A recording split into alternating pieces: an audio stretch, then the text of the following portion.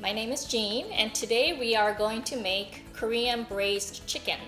It's called dakjim in Korean, and it's one of the easiest recipes and one of our family's favorite. I know when my girls were young, this was one of their favorites because it's so easy to eat and it's just versatile. It goes with rice and anything else that you want. All you need is some chicken, potatoes, carrots, celery. And if you like, you can add ginger, but that's optional. So you can see on the screen the exact ingredients you need. But we're gonna start with the chicken because that takes a little bit more of a prep time.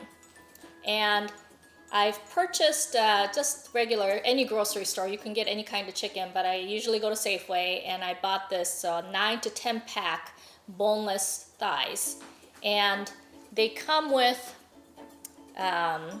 it's about 2 pounds. I think that's good enough to serve about 4 to 5, maybe 4 to 6 people for dinner. So one thing you have to do is start by trimming the fat, and you need a meat cutting board and a sharp knife. So this is one of the thighs, and I've started trimming, but I'll show you more. So you just want to trim the fat. Trim the fat as much as you can, and again, it's okay to use like breast meat, which hardly has any fat, so it's kind of prep will be easy. But on the other hand, I like thigh just because it's juicier and it's more tender. So it's there's a little bit of give and take. And then you just go ahead and trim the fat, whatever you don't like. And if your family or the kids are not really into, it's okay, the fat's fine, then maybe you don't even need to trim that much.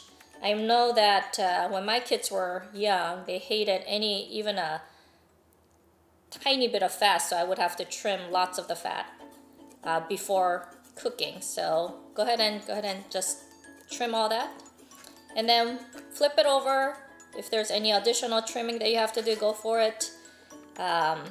This looks pretty good to me. So I'm going to add it to the bowl, and I will show you what the bowl looks like. And this bowl contains about 9, maybe 10 chicken thighs.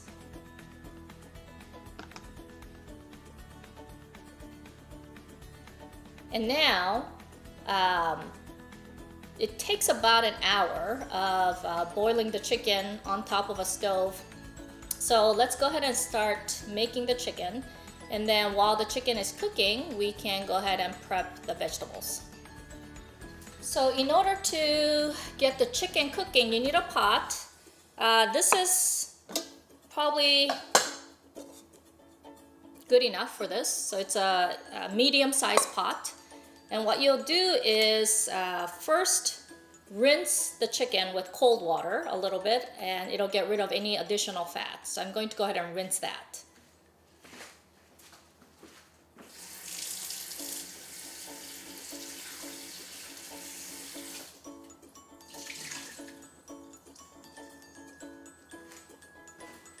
And go ahead and dump the whole thing into the pot.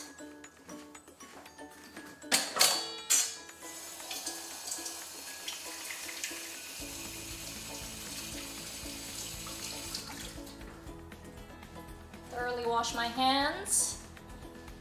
And from here, the sauce is very easy. All you have to do is start with soy sauce. So go ahead and pour the soy sauce.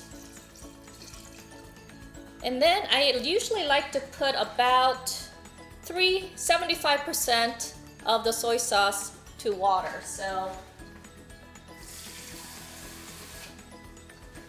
again, we are going to start with a cup of soy sauce, maybe 3/4 cup of water.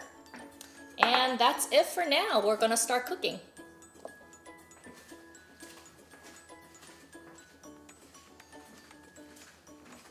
Okay, so the stove is on, and you want to let the chicken boil all the way before you put it on simmer for about an hour. Now, once it boils, there's a couple things you want to do. Is you want to start adding some black pepper and the red crushed peppers, as well as maybe about a teaspoon of minced garlic, and just let it simmer. And then while that's going on, let's go ahead and prep the veggies. Because the chicken has to cook for an hour, you don't want to put the veggies in right away because the veggies then will get too mushy. And really, it's up to you, but for me, I like the vegetables a little bit al dente, so I like to put those in the end. But if you like really soft veggies, you can go ahead and put it in earlier. So again, you need a brand new vegetable cutting board, new knife, and we're gonna start with just potatoes. So we're gonna go ahead and chop the potatoes, and there is no exact science. It depends on how big you want, but because we're gonna be mixing these vegetables in with the chicken for about 20-30 minutes, you want it to be kind of big so it doesn't disintegrate. So I'm just gonna cut it in half. These are 2 medium-sized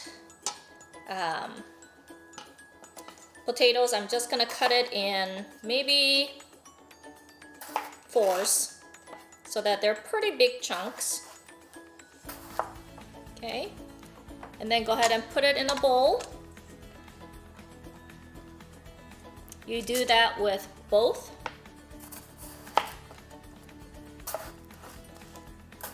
Well, actually, this one I'm gonna make it into 6 pieces just to change it up. But really, it really doesn't matter. It depends on what your preference might be. Okay, so then I have 2 carrots. And again, just chopping it. I'm gonna chop the heads and the tails here because just so that we get just a clean area. And I've already peeled used the peeler on these before. So with the ends, small ones, I think I'm just gonna chop it any size you want. I'm doing it about 1/2 inch right now. I'm gonna put it to the side. These are a little bit bigger, so I might do a little bit half size of what I just did, just so that, oops, I know it's getting loud. That's probably good enough. Just go ahead and put it in. And then I like lots of celery, so typically 2 is probably enough, but I like to use 3 stalks. And again, you chop the heads and the tails where there's all these browning. You want to get rid of those.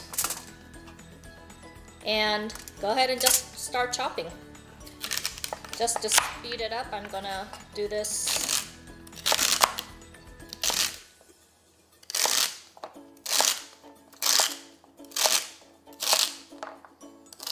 Okay, that's it, and we're gonna add this all to the bowl, and I would recommend about 30 minutes into it, halfway into it, go ahead and add these. But if you like it even more al dente, maybe 20 minutes into it. So it's up to you. Now, the final piece is ginger. Again, this is actually optional. Some people don't like ginger and you don't have to use it, but just go ahead and peel. I think I'll add a chunk just because it goes well with chicken. And I'm not gonna chop it up because later on I can just pull it out. I'm just gonna put this small piece of ginger in when I put the vegetables. And then after an hour, everything is cooked. It should be ready to enjoy.